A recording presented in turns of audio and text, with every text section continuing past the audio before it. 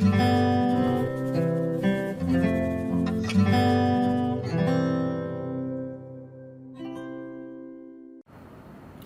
is a square of sides 12 centimeter.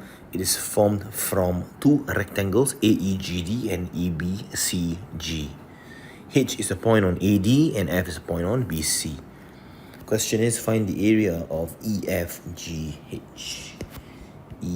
EFGH.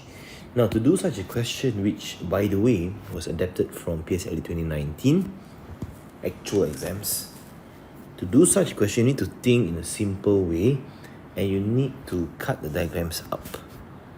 But the first step we can do is just to find the area of this particular square first. So 12 times 12, you get 144 cm squared.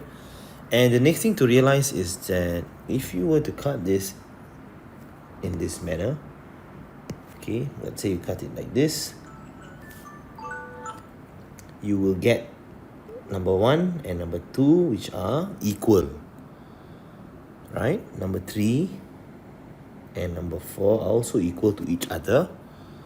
And if you go to the other side and now you cut it this way, number 5 and number 6 are now equal to each other, and number 7 and number 8 are also equals to each other. Okay, so what you actually have here in this question are equal areas for the shaded and unshaded portion. And the question wants you to find the area of the unshaded portion. So since both of these areas are equal, to find the area of either the shaded or unshaded portion, all you need to do is take the total area and divide this by 2.